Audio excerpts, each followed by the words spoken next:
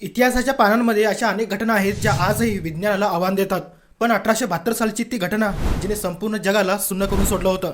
एक जहाज जे समुद्रात तरंगत होतं, ज्याचा प्रत्येक भाग सुस्थितीत होता, ज्याच्या किचनमध्ये जेवण तयार होतं, पण त्याच्यावर एकही माणूस जिवंत किंवा मृतावस्थेत सापडला नव्हता.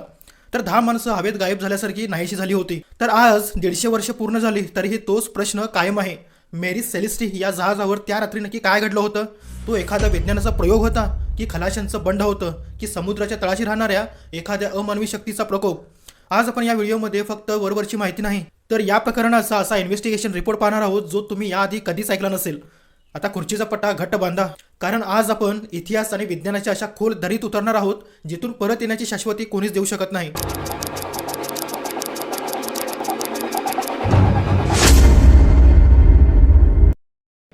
कोणतीही वस्तू किंवा जहाज हे फक्त लाकडाचं किंवा लोखंडाचं नसतं. असं म्हणतात की त्याचं स्वतःचं एक नशीब असतं. मेरी सेलेस्टीच्या बाबतीत हे नशीब रक्ताने लिहिलं गेलं होतं. तर 1861 मध्ये कॅनडाच्या नोवा स्कोशियामध्ये एका भव्य जहाजाची बांधणी झाली. त्याचं नाव ठेवण्यात आलं होतं ॲमेझॉन. दिसायला तर हे जहाज अतिशय मजबूत आणि देखणं होतं, पण त्याच्या पहिल्याच प्रवासात मृत्यूने दस्तक दिली होती. हे जहाज समुद्रात उतरल्यानंतर काहीच दिवसात त्याचे पहिले कॅप्टन रॉबर्ट मॅक्लिनन यांचा अचानक मृत्यू झाला होता. हे जहाज जिथे कुठे जाईल तिथे फक्त दुर्दैव सोबत घेऊन जायचं. कधी हे जहाज दुसऱ्या जहाजाला धडकलं तर कधी याला समुद्रात आग लागली. खलाशी या जहाजावर काम करायला घाबरायचे. शेवटी एका अपघातानंतर हे जहाज पूर्णपणे मोडकळीस आलं होतं. पण त्यांचा अंत इथेच नव्हता. रिचर्ड हेनेस नावाच्या एका माणसाने हे जहाज कवडी मोलाने विकत घेतलं होतं. त्याने याला पूर्णपणे रिपेअर केलं आणि त्याचं स्वरूप बदललं आणि याला नवीन नाव दिलं मेरी सेलेस्टी. सर्वांना असं वाटलं होतं की नाव बदललं म्हणजे नशीब सुद्धा बदलेल, पण मेरी सेलेस्टीने केवळ आपल्या शिकारीची वाट पाहत शांत राहणंच पसंत केलं होतं. तर 1872 वर्ष उजाडलं. मेरी सेलेस्टी आता एका नव्या मिशनसाठी सज्ज झालं होतं. न्यूयॉर्कच्या बंदरातून इटलीला इंडस्ट्रियल अल्कोहोलचे 1701 बॅरल्स पोहोचवण्याची जबाबदारी या जहाजावरती होती आणि या जहाजाची कमान सोपवण्यात आली होती कॅप्टन बेंजामिन ब्रिग्स यांच्याकडे. ब्रिग्स हे एक साधे नाविक नव्हते. ते एक अत्यंत अनुभवी, धार्मिक आणि शिस्तप्रिय माणूस होते. त्यांच्यावर मालकाचा पूर्णपणे विश्वास देखील होता. तर या प्रवासात त्यांनी एक निर्णय घेतला जो कदाचित त्यांच्या आयुष्यातला खूप चुकीचा निर्णय होता. त्याने आपली पत्नी सारा आणि आपली अवघी 2 वर्षाची मुलगी सोफिया हिला सुद्धा प्रवासात सोबत नेलं होतं. तसेच त्यांच्यासोबत 7 अतिशय अनुभवी खलाशी सुद्धा होते. 7 नोव्हेंबर 1872 रोजी सकाळी मेरी सेलेस्टीने न्यूयॉर्क सोडलं. हवामान थोडं खराबच होतं, पण ब्रिग्ससारख्या अनुभवी कॅप्टनसाठी ही खूप मोठी गोष्ट नव्हती. पण त्याच बंदरातून काही दिवसांनी डी ग्रेशिया नावाचं दुसरं जहाज निघालं होतं, ज्याचा कॅप्टन डेव्हिड मोरहाऊस हा ब्रिग्सचा जुना मित्र देखील होता. नियतीने या 2 मित्रांची भेट अशा प्रकारे घडवून आणायची ठरवली होती की ज्यांची कल्पना कुणीच करू शकली नव्हती. अटलांटिक महासागराच्या मधोमध डी ग्रेशिया जहाज शांतपणे पुढे सरकत होतं. अचानक कॅप्टन मोरहाऊस यांना लांबून एक जहाज येतानाच दिसलं. हे जहाज विचित्रपणे हलकावे खात होतं. त्याची शीड म्हणजे सेल्स अर्धवट फाटलेली होती. मोरहाऊस यांनी दुर्बिणीतून पाहिलं आणि त्याला धक्काच बसला. तर ते दुसरं तिसरं जहाज नसून ते मेरी सेलेस्टीस होतं. मोरहाऊस यांनी जोरात हाका मारल्या, अनेक सिग्नल्स दिले, पण समोरून फक्त समुद्राच्या लाटांचा आवाज येत होता. काहीतरी गंभीर घडलं आहे हे ओळखून मोरहाऊस यांनी आपल्या 2 धाडशी खलाशांना छोट्या बोरीने मेरी सेलेस्टीकडे पाठवलं. जेव्हा ते खलाशी जहाजावरती चढले तेव्हा ते दृश्य त्यांनी पाहिलं तेव्हा त्यांचं रक्तच गाठलं. जहाजाचा डेक रिकामा होता. स्टीअरिंग व्हील कुणीही न धरताच फिरत होतं. ते खाली कॅप्टनच्या केबिनमध्ये गेले. तिथंही सर्व काही नीटनेटकं होतं. जेवणाच्या टेबलवर कदाचित जेवण वाढलेलं होतं. कॅप्टनच्या पत्नीची शिवणयंत्रणाची सुई अजूनही कपड्यातच अडकलेली होती. जणू एखादा जादूगार आला असावा आणि त्याने एका सेकंदात सर्व काही गायब केलं असावं. सर्व काही असंच घडलं होतं. पण सर्वात भयानक गोष्ट ही होती, जहाजावर एकही माणूस नव्हता, ना जिवंत ना मृत.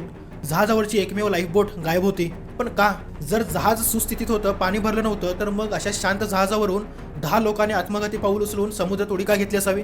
जेव्हा हे रिकामं जहाज जिब्राल्टरच्या बंदरात आणलं गेलं तेव्हा संपूर्ण ब्रिटनमध्ये खळबळ माजली होती. तिथल्या कोर्टाने या प्रकरणाची सखोल चौकशी सुरू केली. तपासादरम्यान तपासाधिकारी फेडरिक सॉली फ्लड यांना काही अशा गोष्टी सापडल्या ज्याने या केसला मर्डर मिस्ट्रीचं नाव दिलं. त्यांना जहाजाच्या रेलिंगवर रक्ताचे सुकलेले डाग आढळले. इतकंच नाही तर कॅप्टन ब्रिग्स यांची वैयक्तिक तलवार बेडखाली अवस्थेत सापडली होती, ज्यावरचे डागही होते. जहाजाच्या लाकडी भागावर कुऱ्हाडीने केलेले खोल देखील होते.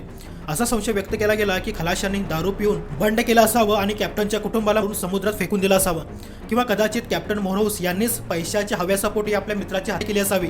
पण हे सर्व आरोप टिकले नाहीत, कारण तपासात असं सिद्ध झालं की ते रक्ताचे डाग नसून लोखंडांचा गंज आणि केमिकल रिॲक्शन होती. मग जर झाला नव्हता तर हे 10 लोक नक्की गेले तरी कुठे? कोणत्याही जहाजावर जेव्हा खलासी महिन्यानुमहिना प्रवासाला निघतात तेव्हा त्यांचं जग फक्त ते लाकडी जहाज आणि अथांग समुद्र असतं. मेरी सेलेस्टीवर जे 7 खलाशी होते ते काही नौखे नव्हते. ते सर्वजण जर्मन वंशाचे होते आणि त्यांना समुद्राचा दांडगा अनुभव सुद्धा होता.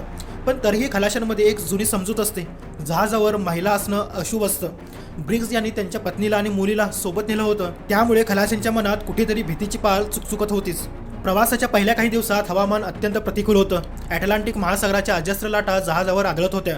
अशा वातावरणात जेव्हा माणूस सतत ओला राहतो, थंडीने कुडकुडतो आणि नीट झोप मिळत नाही, तेव्हा त्याची मानसिक स्थिती बिघडू लागते.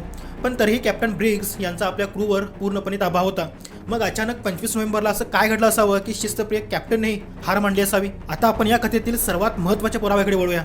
1701 दारूचे बॅरल्स. तपासात असं आढळलं गेलं की यातील 9 बॅरल्स पूर्णपणे रिकामे होते. पण हे बॅरल्स लाकडाचे नसून रेड ओक पासून बनलेले होते, जे इतर बॅरल्सपेक्षाही जास्त सच्छिद्र असतात. शास्त्रज्ञांच्या मते प्रवास सुरू असताना तापमानातील बदलामुळे या 9 बॅरल्समधील अल्कोहोलची वाफ बाहेर पडू लागली असावी. जहाजाच्या खालच्या मजल्यावर ही गॅस साचत गेली असेल. अल्कोहोलची ही वाफ अत्यंत ज्वलनशील असते. जेव्हा एखादा खलाशी तिथे दिवा घेऊन गेला असेल किंवा जहाजाच्या घर्षणामुळे एखादी ठिणगी उडाली असेल, तेव्हा तिथे एक इनव्हिजिबल स्फोट झाला असावा. युनिव्हर्सिटी कॉलेजमध्ये लंडनच्या संशोधकांनी हा प्रयोग करून दाखवला आहे. हा स्फोट जेव्हा होतो तेव्हा आग लागते, पण ती क्षणात विझते सुद्धा आणि त्याचे जळण्याचे निशाण कधीच उरत नाहीत. पण या स्फोटाचा आवाज इतका भयानक असावा की कॅप्टन ब्रिग्स यांना वाटलं असेल की जहाज आता कोणत्याही क्षणी बुडून जाईल.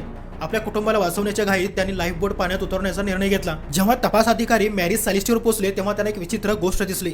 जहाजाच्या मागच्या बाजूला एक जाड दोरी समुद्रात लोंबकळत त्यांना दिसली. यावरून असा अंदाज लावला जातो की कॅप्टन ब्रिग्स यांनी सुरक्षिततेचा उपाय म्हणून सर्वांना लाईफ बोटमध्ये बसवलं आणि ती बोट एका दोरीने मुख्य जहाजाला बांधून ठेवली. त्यांचा विचार असा असावा की जर जहाज फुटलं नाही तर आपण पुन्हा जहाजावर चढू. पण दुर्दैव बघा, त्या दिवशी समुद्रात प्रचंड वादळ असावं. एका मोठ्या लाटेने कदाचित ती दोरी तोडली असेल किंवा लाईफ बोट आणि मुख्य जहाज यांच्यातील अंतर वाढलं असेल. तर विचार करा, डोळ्यात देखत आपला मुख्य जहाज लांब जाते आणि तुम्ही एका लहानशा बोटीत 10 लोक आहात. महासागराच्या त्या अकराळ विकराळ लाटांसमोर ती लाईफ बोट किती वेळ टिकली असेल? हीच ती जागा आहे जिथे विज्ञानाचा तर्क संपतो आणि भीतीची सुरुवात होते. पण काही जुन्या खलाशांच्या मते मॅरी सेलेस्टी ही सी मॉन्स्टर किंवा जायंट स्क्विड च्या हल्ल्याची शिकार झाली होती. समुद्राच्या तळाशी असे काही प्राणी आहेत जे आकाराने जहाजापेक्षाही मोठे असतात. जर एखाद्या विशाल ऑक्टोपसने जहाजाला वेढा घातला असेल तर घाबरून लोक पाण्यात उडी मारू शकतात. पण याला कोणताही ठोस पुरावा नाही. दुसरा एक तर्क म्हणजे वॉटर स्पाउट, म्हणजे समुद्रात येणारे हवेचे चक्रीवादळ जे पाणी आकाशाने खेचतं. यामुळे जहाजावर पाणी भरू शकतं आणि लोकांना वाटू शकतं की जहाज आता बुडतंय. मॅरी सेलेस्टीच्या पंपामध्ये कचरा सापडला होता, ज्यामुळे खलाशांना पाण्याचा अंदाज येतच नव्हता. त्यांना असं वाटलं असावं की जहाजात 3 ते 4 फूट पाणी भरलंय. प्रत्यक्षात मात्र जहाज अगदी सुरक्षितच होतं. मॅरी सेलेस्टीच्या त्या 10 जीवांचं काय झालं हे आजही कुणाला माहिती नाही. कुणीही जिवंत परत आलं नाही किंवा कुणाचा मृतदेह देखील सापडला नव्हता. खुद्द मॅरी सेलेस्टी जहाजाला मात्र शापित असल्याचा शिक्का बसला. पुढच्या काही वर्षात हे जहाज अनेक लोकांच्याकडे गेलं, पण प्रत्येक मालकाचं दिवाळच निघालं. शेवटी 1885 मध्ये एका मालकाने इन्शुरन्सच्या पैशासाठी हे जहाज मुद्दाम एका खडकाला धडकून बुडवून टाकलं. मॅरी सेलेस्टीची ही कथा आपल्याला सांगते की निसर्ग कधी कधी आपल्यासमोर अशा काही परिस्थिती उभ्या करतो जिथे आपली बुद्धी आणि अनुभव दोन्ही शून्य ठरतात.